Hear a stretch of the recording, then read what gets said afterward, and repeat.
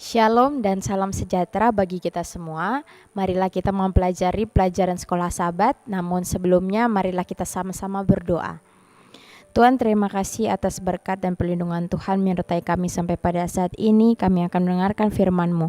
Berkati supaya kami dapat mengerti dan ini boleh menjadi pedoman dalam kehidupan kami. Di dalam nama Tuhan Yesus kami sudah berdoa. Amin. Bapak Ibu yang diberkati oleh Tuhan, judul pelajaran sekolah Sabat kita di hari Selasa ini adalah alasan untuk perumpamaan, ya. Dan sepanjang minggu ini kita mempelajari pelajaran sekolah Sabat yang bertemakan perumpamaan, ya. Perumpamaan ini sangat menarik, ya. Kalau misalnya kita mempelajari pelajaran bahasa Indonesia, ya, atau pelajaran-pelajaran yang ada di Indonesia ketika kita bersekolah, pasti kita juga mempelajari tentang perumpamaan ini sendiri, ya. Dan perumpamaan ini merupakan perumpamaan ini bisa berarti kata-kata atau mungkin cerita atau ilustrasi yang digunakan seseorang untuk menyatakan perbandingan atau mungkin digunakan untuk dijadikan sebuah pengalaman atau digunakan untuk menjelaskan tentang sesuatu yang mungkin belum dipahami, ya. Jadi perumpamaan ini diajarkan juga, ya, di pelajaran-pelajaran biasa. Dan pada sepanjang minggu ini kita mempelajari tentang berbagai perumpamaan, dan khususnya hari Selasa di sini kita akan belajar tentang alasan untuk perumpamaan, ya. Secara garis besar seperti mengapa Yesus memakai perumpamaan-perumpamaan, ya, untuk mengajarkan kepada orang-orang banyak, ya.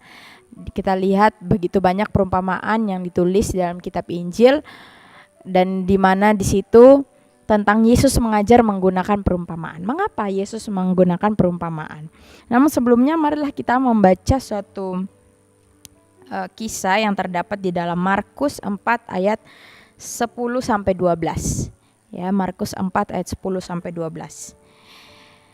Berbunyi, ketika ia sendirian, pengikut-pengikutnya dan ke-12 murid itu menanyakan dia tentang perumpamaan itu. Jawabnya, kepadamu telah diberikan rahasia kerajaan Allah, tetapi kepada orang-orang luar segala sesuatu disampaikan dalam perumpamaan, supaya sekalipun melihat mereka tidak menanggap, sekalipun mendengar mereka tidak mengerti, supaya mereka jangan berbalik dan mendapat ampun. Ya, kalau kita membaca di dalam ayat ini, seolah-olah Tuhan beritahu kepada murid-muridnya bahwa supaya kalian aja yang mengerti, yang lain ya terserah bisa mengerti atau enggak, biar mereka tetap tidak mengerti, biar mereka tidak bisa tahu, dan biar mereka tidak bisa bertobat. Seakan-akan kalau kita membaca ayat yang tadi, seakan-akan Yesus berkata seperti itu, ya. Artinya Yesus membuat orang-orang yang di luar itu berada di dalam kegelapan, ya. Tetapi tidak seperti itu maksud daripada Yesus di dalam Markus 4 ayat 10 sampai 12. Kalau kita melihat di dalam Markus 4 ini berbicara tentang perumpamaan tentang seorang penabur, ya. Dikatakan bahwa ada seseorang yang menabur, ya, di berbagai jenis tanah, ya. Ada yang di tanah kering, ada di tanah bebatuan dan lain-lain, ya. Ada berbagai macam jenis tanah. Di situ Yesus menggambarkan bahwa ketika seseorang, ya, ingin menabur atau ingin memberitakan Injil kepada orang-orang, belum tentu posisinya atau belum tentu apa yang dia akan tuai itu sama.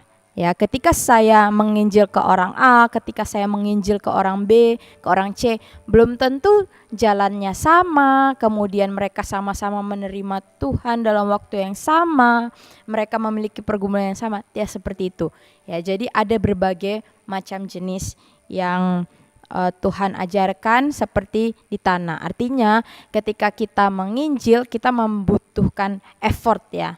Bagaimana seperti petani ketika menanam benih itu, dia membutuhkan effort sampai benih itu bisa dituai atau diambil hasil daripada benih itu. Nah, di sini juga Yesus ajarkan dan Yesus memperingatkan kepada kita melalui perumpamaan adalah ketika kita belajar, mungkin kita tidak secepat itu untuk memahami. Untuk itu Tuhan menggunakan perumpamaan melalui pengalaman Tuhan atau melalui suatu gambaran sehingga kita dapat mengerti akan Injil atau firman Tuhan tersebut. Apa yang Yesus mau kita belajar dari perumpamaan? Bapak Ibu yang diberkati oleh Tuhan, ketika kita membaca Alkitab, ya, dan kita dikuasai oleh Roh Kudus, maka bacaan firman Tuhan itu akan benar-benar kita pahami, akan benar-benar kita mengerti, dan akan menerapkan dengan kasih. Ya. Untuk itu Tuhan memberikan juga perumpamaan agar kita lebih mengerti lagi. Tetapi kalau kita membaca hanya sekadar untuk tahu atau hanya sekadar untuk menggurui, maka apa yang kita baca, apa yang kita pelajari akan kita pakai bukan untuk menginjil. Mungkin kita akan pakai untuk menyatakan kesalahan orang, mungkin kita mengkritik orang, mungkin kita melihat orang salah sedikit kita langsung menjudge dan lain-lain. Ya, artinya kita ahli dalam firman Tuhan, tetapi kita tidak memiliki kasih untuk menumbuhkan itu dalam kehidupan kita. Tapi kita selalu melihat kesalahan orang lain dan kita mengkritik. Ya, seperti ahli-ahli Taurat.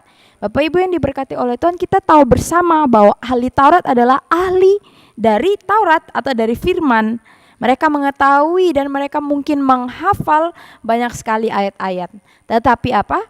Mereka bersikap ya tidak pantas dengan Yesus, bahkan mereka menyalahkan Yesus ketika Yesus menolong orang pada hari Sabat, dan juga hal-hal yang lain yang dilakukan ahli-ahli Taurat.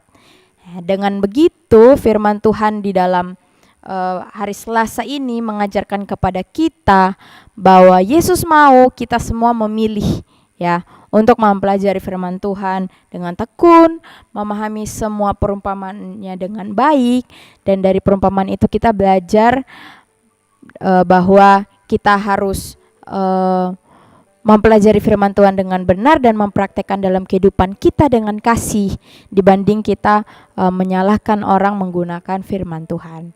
Itu mungkin pelajaran kita di hari Selasa. Kiranya Tuhan memberkati kita semua. Amin.